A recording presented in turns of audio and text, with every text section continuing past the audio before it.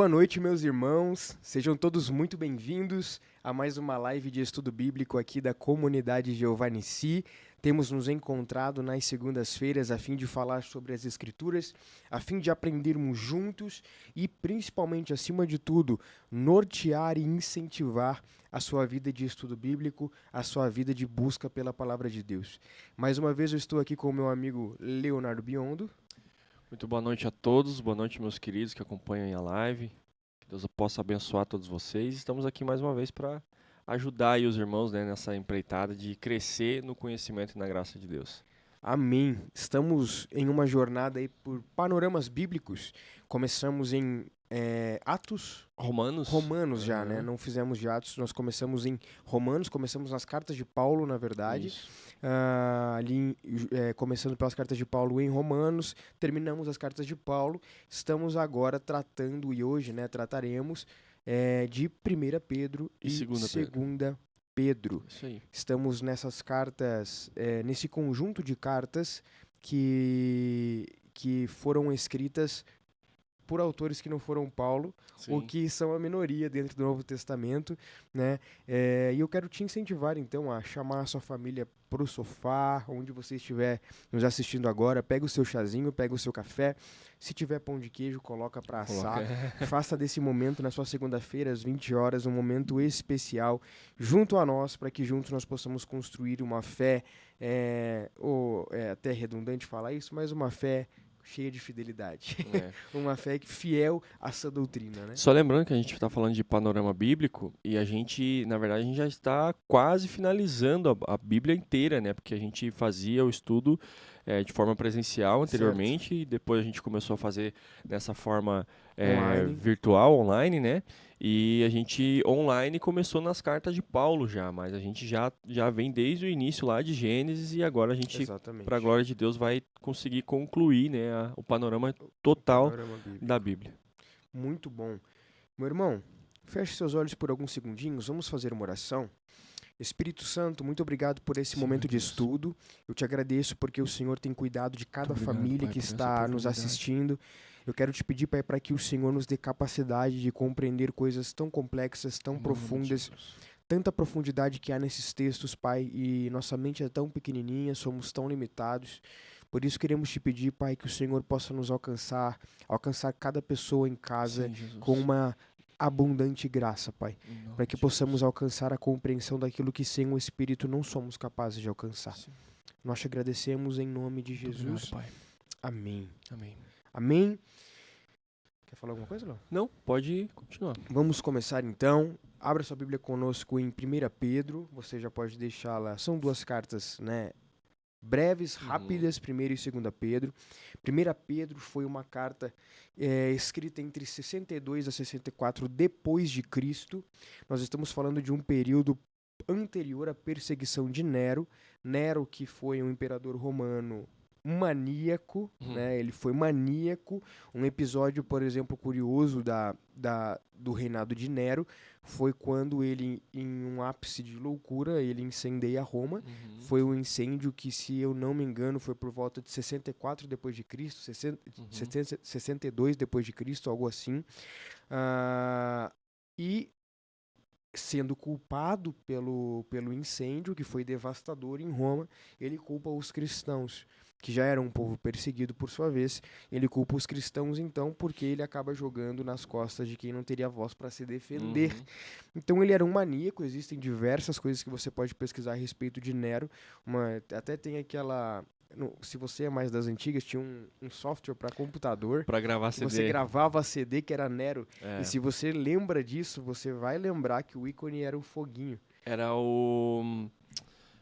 aquele monumento lá, como é que é o nome? Aquele prédio famoso de Roma, que eu esqueci agora. O Coliseu? O Coliseu. Eu não lembro se era o Coliseu ou não, eu só lembro E que era daí um tinha uma foguinho. foguinha, É que ia atualizando, né, o ícone, mas eu lembro de um ícone que era Exatamente. uma parte do Coliseu e o foguinho, assim. Exatamente. Então, para você entender que era esse perfil de imperador que se tinha em Roma, e esse cara, né, que era um odiador dos cristãos.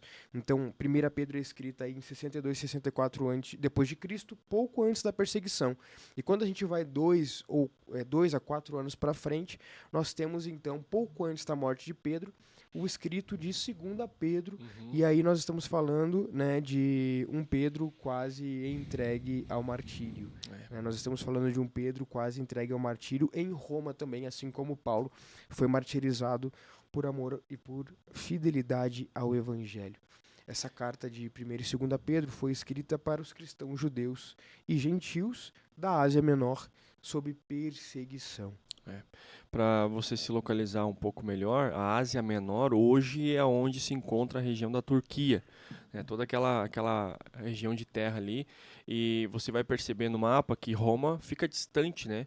Mas como era o império dominante do mundo na época, eles, né, dominavam toda aquela região, Uhum. e os gentios e parte dos judeus que viviam nessa região da Ásia Menor estavam passando por perseguição, né, por professarem a fé em Cristo. E Pedro escreve essas cartas direcionadas a eles, né? O que não era uma grande novidade, né? É. Você que está acompanhando nossos panoramas tem percebido isso. Não era uma grande novidade o cenário de perseguição em meio à igreja primitiva. Ou a igreja do 1º século aí. Sim. Era uma igreja bem perseguida. 1 Pedro 1, capítulo 1, verso 1 ao 3, nós temos uma saudação de Pedro, o início da carta, onde Pedro escreve o seguinte: Pedro, apóstolo de Jesus Cristo, aos eleitos forasteiros da dispersão no Ponto, Galácia, Capadócia, Ásia e Bitínia. São para esses lugares, para os forasteiros da dispersão, ou seja, os cristãos que estão dispersos. Eleitos segundo a presciência de Deus Pai, em santificação do Espírito. É desse texto que o Léo gosta. Eleitos segundo a presciência de Deus Pai, em santificação do Espírito, para a obediência e aspersão do sangue de Jesus Cristo. Graça e paz vos sejam multiplicadas. Bendito o Deus e Pai do nosso Senhor Jesus Cristo, que segundo a sua muita misericórdia nos regenerou para uma viva esperança, mediante a ressurreição de Jesus Cristo dentre os mortos. Então Pedro ele já começa com uma saudação. Você percebe que as saudações antigamente não eram muito breves, né? Não era boa noite, tudo bem? Então, não, era uma saudação um pouquinho maior e trazia muita identidade a respeito tanto de quem escrevia quanto de quem recebia a carta. Até porque nós estamos falando de um contexto que não era tão simples mandar uma mensagem. Então eram bem aproveitadas as linhas, né? Então Pedro ele já vem com uma relação de eleição. Ele já está falando de eleição e de soberania do Senhor. Esse é um texto importante para falarmos a respeito de soberania de Deus, porque de forma muito clara ele está dizendo, ele está enviando cartas para os cristãos forasteiros da dispersão, e olha como ele vai falar: eleitos segundo a presciência de Deus, ou seja, foram eleitos pela presciência, ou seja, antes do tempo, né, de se encontrarem nessa terra, pela presciência de Deus Pai, em santificação do Espírito, para a obediência e a aspersão do sangue de Jesus Cristo. Ou seja, para alcançarem a obediência e a aspersão do sangue de Jesus Cristo, eles foram eleitos previamente pelo Pai. E isso fala um pouco sobre a identidade do corpo de Cristo. Com certeza. E outra, aqui a gente percebe, na verdade, já no início da carta, irmãos, o contraste. Na verdade, isso aqui é um conforto, uma lembrança de conforto e de esperança que Pedro já traz logo na saudação da carta, que é, ó, não se esqueçam, vocês estão passando por esse tipo de perseguição, de perseguição, de tribulação, mas não se esqueçam que Deus já os salvou, vocês já são... Esse termo eleitos, né, é um termo mais teológico, assim, digamos, mas sabe quando você ouviu falar, não perca a alegria da sua salvação? Muitas pessoas perderam a alegria da salvação. A alegria da salvação, irmãos, é você entender realmente no teu espírito, no teu ser por completo, que você é um escolhido de Deus, um salvo. Deus te escolheu para te salvar. Então é isso que Pedro traz aqui. Não se esqueçam que vocês são eleitos segundo a presciência de Deus. Então vocês estão passando por essas tribulações. Ele nem chegou ainda, né, na questão de falar da tribulação aqui, mas ele já destaca lá, já no início. Vocês são eleitos de Deus, né? Vocês são salvos, não se esqueçam disso. É um argumento de Pedro em relação à força, né? Se vocês precisam buscar força, esperança em algum lugar, busquem esperança na consciência de que vocês foram eleitos por um soberano Deus que em sua presciência os elegeu. Então, a esperança do cristão, ela sempre deve ser cativada em um lugar de entendimento da sua salvação. O entendimento a respeito da salvação e até mesmo o aprofundamento disso num estudo soteriológico vivifica, enraiza e gera esperança no nosso coração, para que nos dias maus nós encontremos solução na esperança da nossa salvação e saibamos aguardar no Senhor da nossa salvação. Né? Então isso é um elemento importante da vida cristã, que é um marco já inicial dessa carta. Pedro vai continuar falando, ele vai começar a entrar então nos aspectos centrais da carta, e ainda no capítulo 1, no verso 14 ao 16, Pedro vai escrever o seguinte: olha como esse texto poderia tranquilamente ser escrito por Paulo, por exemplo, como ele é convergente com todo o restante das exortações do Novo Testamento. Como filhos da obediência, não vivam conforme as paixões que vocês tinham anteriormente, quando ainda estavam na ignorância. Pelo contrário, assim como é santo aquele que os chamou, sejam santos vocês também em tudo o que fizerem, porque está escrito: sejam santos, porque eu sou santo. Então Pedro aqui revela uma marca de um povo eleito. Então vocês são eleitos, encontrem esperança na eleição. Encontre satisfação em saber que você é eleito não pelo seu mérito, mas porque Deus deliberou graça. Beleza? Mas existe uma marca desse povo que é eleito, e essa marca é obediência. E ele vai citar então um outro texto das Escrituras que vai dizer: sejam santos, porque eu sou santo. Da boca do próprio Deus. Exato. Né? Sejam santos, porque eu sou santo. Ou seja, marca daquele que é eleito é ser separado, é ser santificado. Tanto que ele diz, né, nos regenerou para uma viva esperança. E essa, quando ele diz viva esperança, é algo que quando nós cremos que somos salvos, somos eleitos do Senhor, somos escolhidos de Deus para a salvação, isso é vivo em nós, isso resulta em frutos, isso resulta em uma conduta de vida diferente, oposta à conduta de vida mundana, a conduta de vida que o mundo estabelece, que a sociedade impõe, que as pressões da vida vêm para cima de nós querendo impor coisas, modelos de vida, modelos de metodologia de como se deve viver. Sim. Mas a palavra de Deus, e aqui Pedro reforça: não vivam conforme as paixões que anteriormente vocês tinham, né? Na época da ignorância, na época que vocês ainda não eram salvos. Né? Mas agora é um novo modo de vida, a santidade, a separação do mundo, né? Muito bom. Pedro vai continuar trazendo essa exortação à obediência no capítulo 2, onde a gente vai ler o 11 e o 12. Eu quero que você se atente a alguns termos que Pedro ele cita aqui nesse capítulo. Ele vai dizer assim: amados, peço a vocês, como peregrinos e forasteiros que são, peregrinos e forasteiros por quê?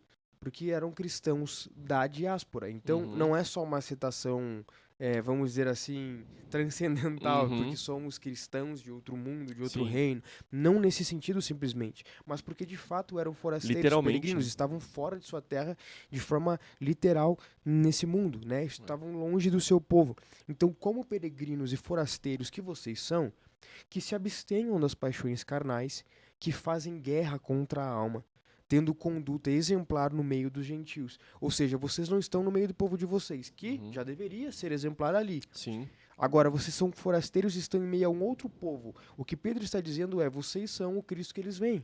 Vocês são um espelho. Então, se são feitos eleitos e falam de Cristo no meio desses gentios que não conhecem a Cristo, que vocês não sejam fadados às paixões da carne, que vocês se abstenham das paixões da carne e que vocês então tratem de um bom testemunho exemplar no meio dos gentios, para que, olha a importância do testemunho, para que naquilo que falam contra vocês, como se fossem malfeitores, observando as boas obras que vocês praticam, glorifiquem a Deus no dia da visitação. O que Pedro está dizendo é: eles podem tratá-los como malfeitores pelos preconceitos que eles carregam pela sua etnia, pela sua religião, mas vendo as boas obras de vocês, o único resultado disso vai ser eles glorificarem a Deus, percebendo que, de fato, vocês são um povo diferente. Exato. Com certeza. Na verdade, o testemunho quando a gente fala em testemunho, eu gosto muito desse dizer, e ele é uma verdade, né? Não está na Bíblia, mas as pessoas leem uma Bíblia, né? E a Bíblia é a nossa vida. Uhum. Muitas vezes elas não têm, ou têm nas suas casas, tem lá exposta no armário, lá como um item de decoração, mas a Bíblia mesmo que elas leem muitas vezes é a minha e a tua vida, né? E as nossas obras testificam a nossa fé, né? É isso que Pedro está falando aqui para esse povo. Amém. 1 Pedro 3,17, a continuar essa construção que nós estamos fazendo, ele vai dizer, porque se for a vontade de Deus, e aí eu vou já vou fazer enquadrar isso dentro do contexto em que nós estamos, porque se for da vontade de Deus, é melhor que vocês sofram por praticarem o que é bom do que praticarem o que é Mal. mal. Ou seja, para o cristão, quando ele estiver numa bifurcação da vida, onde ele pode estar numa bonança em um caminho mau, mas ele pode estar em um caminho bom em sofrimento, Uhum. ele deve escolher o caminho bom, por mais que esse caminho Seja leve árido. sofrimento, seja árido. Como que isso se aplica na nossa vida de forma prática? Quando, mesmo que seja mais difícil, nós honramos com a nossa palavra, mesmo que a nossa palavra tenha sido dada a um malfeitor. Sim. Nós não somos responsáveis pelo que os malfeitores fazem para Pra nós, mas nós somos responsáveis por aquilo que nós fazemos para com eles e somos responsáveis por aquilo que nós dizemos, somos responsáveis por aquilo que prometemos, somos responsáveis por aquilo que por como nossos trabalhamos, atos, né? por onde trabalhamos e as coisas que nós fazemos. Você não pode controlar reações de pessoas, você não pode controlar a aceitação das pessoas em relação a você. Mas você pode controlar o teu coração para que ele seja obediente ao Senhor, por mais que isso seja estranho. Sim. E muitas vezes, inclusive, isso pode ser estranho no meio da igreja. Né? É um contexto onde a fidelidade, talvez você esteja no meio de pessoas em uma igreja onde ser fiel ao Senhor significa ser excluído desse ambiente, porque muitas pessoas que às vezes estão na igreja não são fiéis ao Senhor. E, portanto, a fidelidade significa muitas vezes ser diferente. E ser diferente muitas vezes vem com exclusão. Sim. Muitas vezes vem com perseguição. Muitas vezes vem com problema. Eu não estou falando que você é o lírio dourado da sua comunidade, né? Que você tem razão e todo mundo está errado. Não é isso que eu estou falando, te dando álibi para você acreditar que é o precursor da vinda de Cristo, João Batista do Novo Tempo. Não é isso que eu estou falando para você. Mas que, por muitas vezes, ser fiel ao Senhor é uma atitude encabida até mesmo para muitos que se dizem cristãos. Sim. E difícil de compreender até mesmo para pessoas que deveriam ser as que mais compreendem, né? E uma coisa que nós temos que ter em mente, né? Talvez uma coisa que vocês devem estar se perguntando aí mas Pedro escreve essas coisas aqui, uma carta para pessoas que estavam sendo mortas, estavam sendo perseguidas, apanhavam, eram esbofeteadas, enfim. E não é o nosso contexto. Talvez não seja mesmo hoje o teu contexto, porque você vive num país livre. Mas na nossa conduta cristã, na nossa conduta do dia a dia, seja no teu trabalho, no meio da sua família, na tua escola, na tua faculdade, os ambientes que você participa, né? Muitas vezes a honestidade, por exemplo, ela vai te custar o teu emprego. De fato. A transparência vai te custar uma nota na faculdade. A defesa da sua fé vai custar uma nota na faculdade. Vai te fazer perder dinheiro. Vai te fazer perder dinheiro, exatamente. Vai te fazer perder clientes. Então, viver o que é bom, como o Pedro está falando aqui, muitas vezes vai nos custar coisas dessa vida. Mas o que importa não é o que nos custa aqui. O que importa é o que nos custa perante o Senhor. Né? Quem nos avalia, quem nós... Inclusive, né, só dando um spoiler do final, o Senhor vai julgar todas as coisas. Então, nós prestamos conta ao Criador de todas as coisas. Né? Então, é isso que importa.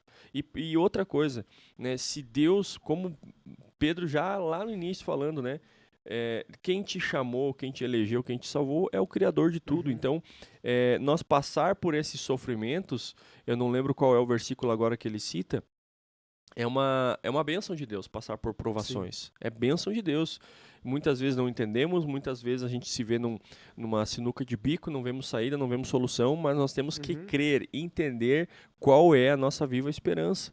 Né, de que maneira nós devemos viver, embora estejamos passando por várias provações, por diversas provações, seja lá qual for. Lembre-se sempre, você é um filho de Deus e deve viver como tal. É muito simples o chamado de Jesus, né? Aquele que quiser vir após mim, tome a sua cruz e siga-me. E não há outro jeito, não há outro caminho. Uhum, Nós não, o que eu não, o que eu não gosto de que seja feito muitas vezes no contexto de trazer isso para nossa realidade é que nós não estamos romantizando o sofrimento. Nós não uhum. estamos dizendo que nós amamos apanhar da vida. É, Não não. é isso que significa essas coisas. É a consciência de que, por ser cristão, você vai apanhar da vida. Não é porque você gosta, é porque você vai. Uhum, Então o desafio é, consciente de que vai, mantenha-me fiel ao Senhor em meio aos sofrimentos. Sofrimentos que nem sempre dizem respeito à necessidade financeira. uhum, Não diz respeito necessariamente, então sou cristão, eu preciso viver sem ter nada. Não, não. De fato não precisa disso. Mas nenhuma dessas coisas paga ou preenche o sofrimento de uma alma em meio a um fiel. mundo caído. Uhum, Entende? Que pode te trazer ao sofrimento de falta nas coisas físicas? uhum, Pode. Mas eu creio que o sofrimento maior da vida é o sofrimento de uma alma que agora conhece um novo reino, que não é uhum, daqui, de um Cristo que é perfeito e maravilhoso, e de um mundo que o rejeita. E sabe que sofrimento é maior do que você saber que Cristo morreu na cruz pelos pecados de uma humanidade caída que o rejeita e que todos os dias o rejeita e que ridiculariza, né? Meu irmão, a nossa fé ela é extremamente loucura para os que não creem, porque nós estamos dizendo que cremos que Jesus é um Deus que virou homem encarnado e esse homem encarnado morre por mim. E aí esse homem que morre por mim, ele ressuscita no terceiro dia, ele me disse que vem. uhum. E ele vem para consumar todas as coisas e para regenerar todas as coisas. Entende? Sim, É uma é loucura loucura. isso. É muito maior do que qualquer imaginativo da Marvel, entendeu? É. Do que qualquer criativo da Marvel. Nós estamos falando de um contexto gigantesco, né? É uma compreensão metafísica que é loucura para os que não creem de fato. Uhum, Nós estamos afirmando coisas que estão para além do que nós conseguimos alcançar cientificamente, para além do que aquilo que nós conseguimos compreender lendo um livro, para uhum, além daquilo que nós conseguimos compreender estudando um átomo, olhando para um planeta, entende? uhum. Então, o evangelho é loucura para os que não creem e, portanto, ele é sofrimento, porque não ser compreendido gera sofrimento, Sim, né? Então, é no Senhor e justamente aí entra a importância da comunidade de fé, né? E é no Senhor e por meio da comunidade de fé, então, que nós somos abastecidos e mutuamente nós nos fortificamos para enfrentar esse sofrimento. glória a Deus. E lembre-se que é loucura para os que não creem. Se de fato cremos, para nós é poder de Deus, né? Como Amém. Paulo vai dizer. Então, é, se cremos, nós cremos, né? É redundância falar isso, mas é a É 8 ou verdade. 80, né? Exato. Se cremos, vivemos como tal. Pedro, então, ele finaliza com uma exortação pastoral, falando sobre vigilância, como sempre se Uhum, fala no Novo Testamento. Num contexto de perseguição é bem proeminente. E humildade. 1 Pedro 5, do 6 ao 9, diz: Portanto, humilhem-se debaixo da poderosa mão de Deus, para que ele em tempo oportuno os exalte. Lancem sobre ele todas as suas ansiedades, porque ele cuida de vocês. Sejam sóbrios e vigiem. O diabo, o inimigo de vocês, anda ao redor como um leão que ruge, procurando a quem possa devorar. Resistam-lhe, firmes na fé, certos de que os irmãos de vocês, espalhados pelo mundo, estão passando por sofrimentos semelhantes.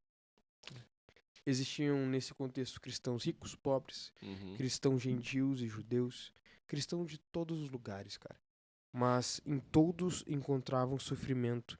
E onde Pedro está os incentivando a encontrar esperança, lembre-se que existem outros que, espalhados É, por esse mundo que e passa. alcançados pela mesma fé que os alcançou, pela mesma graça, eles estão passando por sofrimentos semelhantes. E glória a Deus por isso. Glória a Deus. Não é só você, não sou só eu, somos Todos, Nossa, todos que né? creem. E aqui Pedro ele traz várias situações nisso que o Roberto falou. Aqui nesse texto específico ele já está falando para presbíteros e jovens, mas ele também cita a questão na época, né, a questão conjugal, a questão familiar, a questão dos servos, né, ou dos funcionários, né, no nosso contexto de hoje, que é para nós sermos fiéis, independente se estamos sofrendo perseguição do nosso patrão ou não.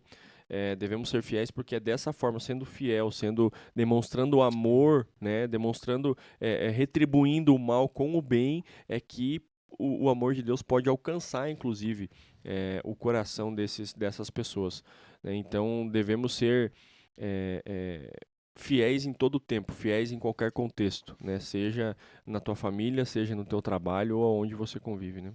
Amém. Glória a Deus. Esses são, resumidamente, ensinamentos da carta de 1 Primeira Pedro. Pedro. E logo então nós vamos para essa segunda carta de Pedro, que estamos num contexto aí de 2 a 4 anos de distância, mais ou menos, onde Pedro ele vem com algumas outras, está falando com o mesmo público, mas Uhum. trazendo alguns pontos diferentes e ao mesmo tempo pontos intercalados daquilo que ele já fala na primeira carta. 2 Pedro 1, do 5 ao 8, nós temos o seguinte texto: Por isso mesmo, empenhem-se para acrescentar à fé que vocês têm a virtude. Empenhem-se para acrescentar à fé a virtude. A virtude acrescentem o conhecimento. Ao conhecimento, o domínio próprio. Ao domínio próprio, a perseverança. A perseverança, a piedade. A piedade, a fraternidade. E a fraternidade, o amor. Porque se essas qualidades existirem e se estiverem crescendo em sua vida, elas não deixarão que vocês sejam nem inativos, nem infrutíferos no pleno conhecimento de nosso Senhor Jesus Cristo. Se existisse só esse versículo aqui na Bíblia, você já teria tarefa para a vida inteira. Uhum. Você já teria tarefa para a vida inteira. O que Pedro está nos dizendo é: se você já tem a fé, que legal. O Senhor te salvou e você tem fé, amém. Agora, faz com que essa fé seja acrescentada à virtude. Ou Uhum. seja, seja uma pessoa virtuosa, Uhum. uma pessoa que não é contida em vícios, mas tem as suas virtudes. Essa virtude alcançou, que legal. Conhecimento é importante. Conheça, estude, procure. Agora, o conhecimento não funciona sem domínio próprio. É necessário que você tenha domínio das suas emoções, domínio do seu coração, para que você não seja orgulhoso demais, para que Uhum. você também, ao contrário disso, não seja aquela pessoa que pensa muito pouquinho de si mesmo, que passa a vida Uhum. inteira na caverna. São dois extremos problemáticos. Agora, o domínio próprio conserve também a perseverança, a piedade, e a piedade, a fraternidade. E, por fim, a Amor. fraternidade, o amor. Então é tarefa para a vida inteira. São construções. Imagine que cada uma desses conceitos que Pedro está utilizando, perseverança, piedade, fraternidade, cada um desses conceitos seja um tijolinho que é necessário ser construído no seu coração para que você seja um cristão cheio de saúde espiritual. Completo, né? E aqui a gente pode encarar interpretar esse texto de algumas maneiras, sem perder a essência do texto, né? Isso aqui são tarefas que devemos cumprir, mas também são ferramentas para nós viver a nossa vida cristã, para nós viver o nosso bom testemunho, para glorificar a Deus. São níveis que a gente vai Galgando. vencendo, alcançando, né, ao longo da caminhada. Então, como o Roberto falou, isso aqui é um texto que ele poderia muito bem resumir a nossa caminhada de fé até o fim. Então, é bastante coisa, são coisas cruciais, não tem como viver apenas uma delas, né? Não tem como você ter conhecimento, não ter outra coisa, não ter perseverança, não continuar, não amar as pessoas, enfim. E o mais importante é no final, porque essas qualidades, porque se essas qualidades existirem e estiverem crescendo em sua vida, elas não deixarão que vocês sejam inativos, infrutíferos e inativos, né? Muitas vezes eu já me deparei com esse tipo de pensamento. Muitas vezes a gente está há anos frequentando uma igreja, fazendo parte de uma comunidade de fé, mas você se sente tipo assim, tá, o que mudou? O que eu estou fazendo? Sabe? Irmãos, o participar de cultos muitas vezes vira um automático que você acaba perdendo o controle, acaba perdendo a noção do tempo. O tempo passa e você percebe que você só foi um participante de culto, mas não foi ativo no reino de Deus. Não foi frutífero no reino de Deus. Sabe quantas pessoas você pôde ajudar com a palavra da vida, quantas pessoas você pôde ajudar com as suas mãos, sem que outras pessoas saibam, enfim, aquela coisa toda que o evangelho engloba. Mas nós temos que entender que de que maneira nós somos ativos e frutíferos no reino de Deus. Aqui Pedro deixa uma clareza das ferramentas e daquilo que nós precisamos para continuar, né? Perseverar, olha só como... E tudo é encaixado. Perseverar no domínio próprio. Não é, hoje eu tive domínio próprio, amanhã eu não preciso ter. Aquele dia eu podia ter matado, mas... Né? É uma identidade, algo que você adere para a tua vida como inteiro. Aquele dia eu poderia ter feito tal coisa, então não fiz, hoje eu vou fazer. Não. Mantenha perseverante no seu domínio próprio. Entende? Se caiu, levanta e vai para frente. É interessante que a palavra caráter, quando nós tratamos ela etimologicamente, ela tem o contexto de forma. De forma. Então o nosso caráter é a nossa forma enquanto indivíduos, né? O caráter do Léo é a forma dele enquanto indivíduos. O que nós estamos tratando aqui é da nossa forma enquanto cristãos, a nossa forma. O que é encontrado em nós, né? Quais são as nossas curvas, quais são as nossas linhas retas, qual é a forma, o que se enxerga quando olha para essa identidade chamada Leonardo. E deve se enxergar, então, essas virtudes, né? Deve se enxergar esses conceitos. O nosso caráter é, por si, né, esse ponto de transformação. E é isso que precisa. Porque, como o Léo bem comentou, ir à igreja sem ser igreja é igual você ir a qualquer outro culto religioso, não muda nada. Essa é a verdade. Ir à igreja sem ser igreja não é comunhão. Ir à igreja sem ser igreja, você não está participando do corpo de Cristo. É por isso que o apóstolo Paulo vai falar disso dentro de um contexto de ceia. Onde ele vai dizer, antes de comer e beber, analise o homem a si mesmo. E analise o quê?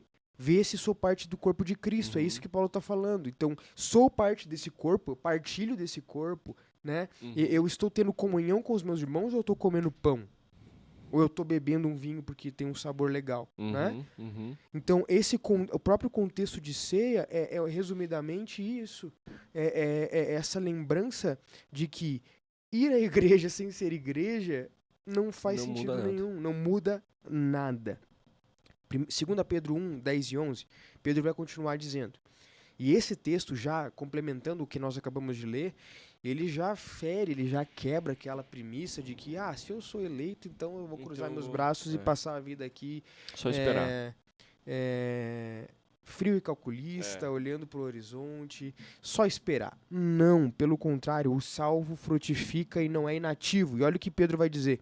Por isso, irmãos, empenhem-se ainda mais para consolidar o chamado e a eleição de vocês. Ou seja, existe empenho na eleição. Porque fazendo isso, vocês jamais tropeçarão. Pois assim é que será amplamente suprida a entrada no reino eterno de nosso Senhor Jesus e Salvador. Né? Senhor e Salvador Jesus Cristo, ele errado. A nossa salvação, irmãos, ela, de forma bem rápida, ela tem três estágios, né? A salvação inicial, quando Deus nos chama, a progressão da salvação, que é isso que Pedro está tratando aqui, e a salvação, né, quando Jesus voltar. Mas o que Pedro está falando aqui é a salvação progressiva. Nós fomos salvos, beleza, como, né, tu comentou, fomos salvos. Caráter. Prossigam crescendo e avançando em sua salvação. Prossigam, empenhem-se. Empenho, irmãos, requer esforço, requer labuta, né? Requer sofrimento, suor, muitas vezes. Né? Eu não lembro agora, se eu não me engano, não sei se é Pedro ou é Tiago, que vai falar, vocês ainda nem, acho que é Pedro, Paulo, desculpa, vocês ainda nem derramaram sangue pelas obras de vocês, pela vida de vocês, né? Então, empenhar na progressão da salvação requer nós. Requer posicionamento, requer esforço. Então, não que isso vai justificar a nossa salvação, mas isso vai nos trazer progressão, crescimento em nossa salvação. É aquela questão do fomos salvos, estamos sendo salvos e seremos salvos, né? Fomos salvos da punição do pecado, que é a morte. Cristo morreu na cruz para que Uhum. todo aquele tenha vida eterna, para que todo aquele que nele crê tenha vida eterna, né? Então, nós somos salvos da punição do pecado, que é a morte. Uhum. Estamos sendo salvos do nosso relacionamento, Uhum. das nossas paixões, das nossas Do domínio do tentações. pecado. Né? Estamos sendo salvos do domínio do pecado, dos nossos vícios de pecado, Uhum. daquilo que o pecado já tinha criado enquanto característica no nosso caráter. Estamos sendo transformados nisso. E seremos salvos na consumação dos séculos da presença do pecado. Porque na eternidade Glória a Deus. não haverá pecado. Uhum. Né? Na eternidade, no momento em que estivermos com Cristo, o pecado já não mais habitará ali. Então seremos salvos nesses 3 aspectos e nessas 3 formas. É isso aí. Vamos em 2 frente. Pedro 1, 20 e 21. Quer ler, Léo? Porque Vamos eu lá. tô lendo todos. 2 Pedro 1, do 20 ao 21 diz assim: Antes de tudo, saibam que nenhuma profecia da Escritura provém da interpretação pessoal. Essa primeira frase aqui eu destaquei de várias cores na minha Bíblia. Porque nunca, jamais, qualquer profecia foi dada por vontade humana. Entretanto, homens falaram da parte de Deus, movidos pelo Espírito Santo. Pedro aqui está falando da própria palavra. Tudo que eles estavam recebendo de palavra na época e trazendo para os nossos dias de hoje, a palavra de Deus não provém de interpretação pessoal. Ah, porque fulano interpretou assim, ciclano interpretou assim. Beleza, tem essas questões, mas a palavra de Deus, embora isso seja muito difícil de estabelecer no meio cristão, ela tem uma interpretação só. É aquilo que Deus quis dizer. Exatamente. Quando ele mandou escrever tal coisa.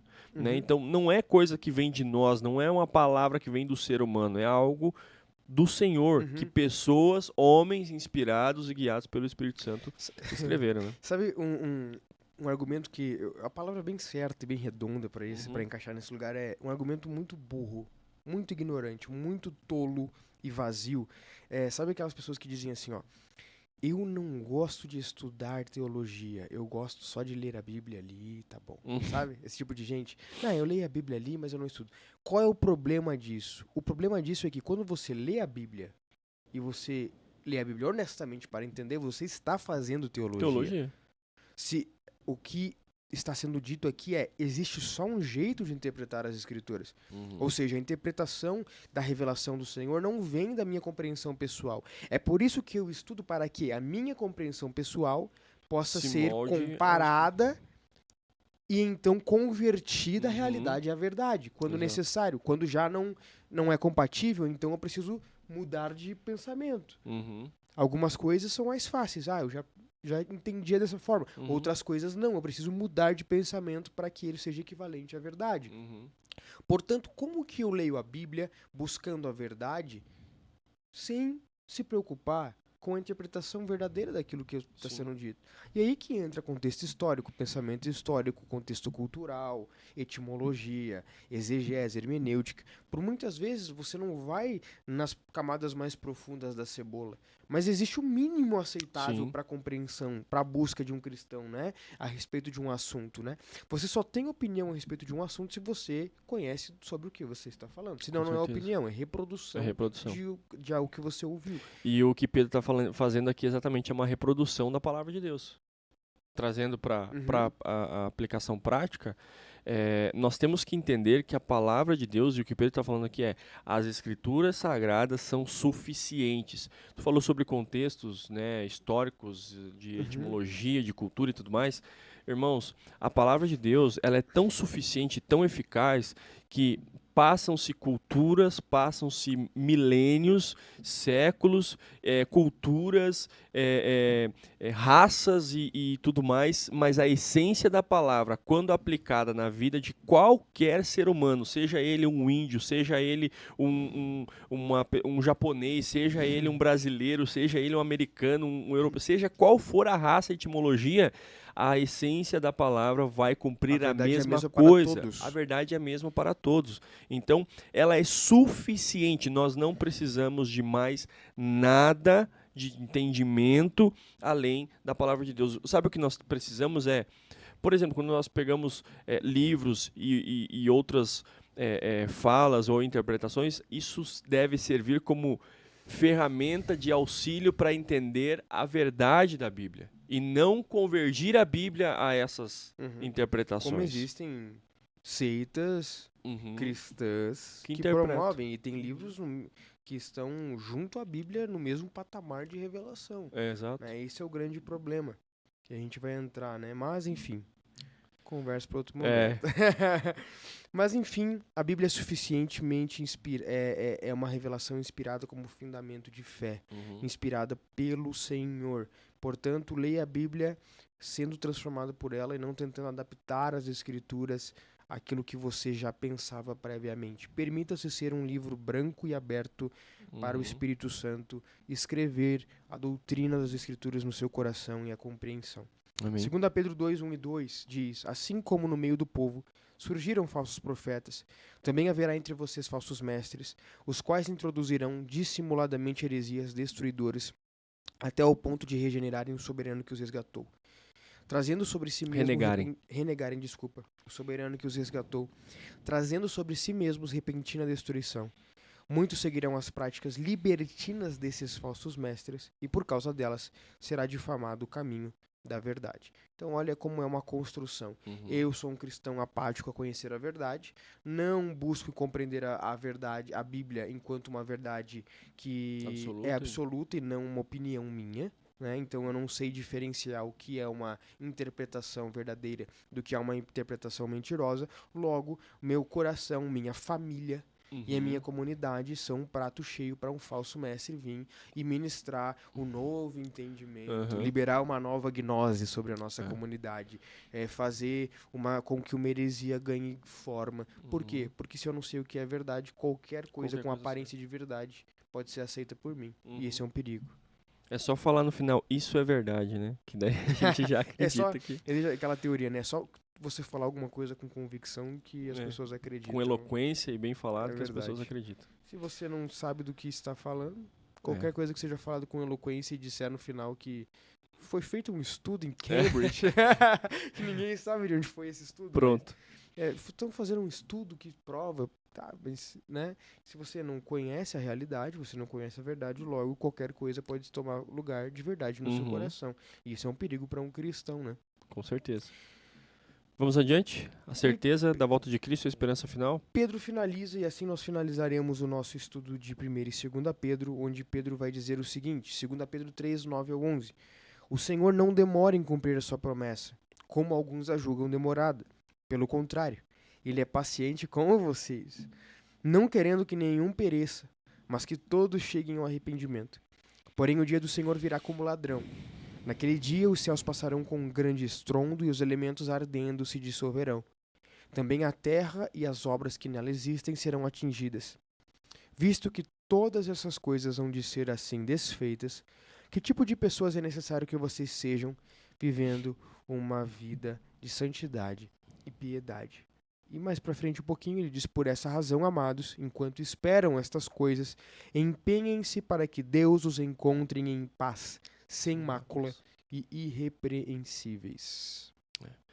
Outra questão que Pedro traz para fortalecer o temor em nossas vidas, né? Permanecer fiel até o fim para que Deus nos encontre em paz. Não é em paz, eu tô com paz no meu coração. Aqui é aquela paz de Colossenses que Paulo vai dizer. Não é a paz do Charlie Brown. Não é. Hoje eu tô de boa com a vida, né? Hoje, mas é paz com Deus. Como Colossenses diz, antes vocês eram inimigos e agora vocês têm paz. Foi feito um acordo de paz entre vocês. O próprio Deus fez. Então é essa paz que Pedro está falando aqui. Que Deus o encontre em paz, né? Sem mácula e irrepreensíveis. Que ele não ache nada para nos acusar e nos condenar, né? Glória a Deus. É isso, Léo. É isso. É isso, meus irmãos. Mais uma vez foi um prazer estar com vocês. Hoje um pouquinho mais longo, tendo em vista que eram cartas que a gente achou até que ia abordar de forma mais breve, mas olha como poucos textos já nos levam a um lugar de profundidade tão grande. Por isso que a gente sempre fala, é importante que você em casa tenha uma vida de estudos, que você não dependa só desse momento, porque aqui é só uma casquinha de uma grande árvore, né, de muitos e muitos anos de estudo, de vivência que você pode ter na sua vida e aprofundamento. E se você estudar todo dia o dia inteiro, você ainda vai morrer sem saber de muita coisa no Senhor. E é por isso que ele tem uma eternidade inteira nos esperando para conhecê-lo e sermos conhecidos, né? E esse é um prazer. Meu irmão, que Deus abençoe sua vida, Deus abençoe a sua família. Nos encontramos no próximo domingo às 10 horas da manhã. Esperamos você e a sua família aqui na comunidade Giovanici. Venha fazer parte do nosso culto, vai ser uma maravilha receber vocês. E na próxima segunda, às 20 horas, assim como hoje, você é nosso convidado mais do que especial. E um lembrete também, se você ainda não é inscrito no canal da comunidade, Nossa, se aí, ó. inscreva no canal da comunidade. Verdade. Curta esses vídeos de estudo, curta os vídeos, né, da transmissão do culto também, Uhum. compartilhe, isso aí ajuda a fortalecer o canal Verdade. e dar visibilidade para o conteúdo que está sendo exposto. Amém? Com Que Deus certeza. possa te abençoar aí. Amém, meu irmão. Graça e paz ao seu coração e até a próxima. Até mais.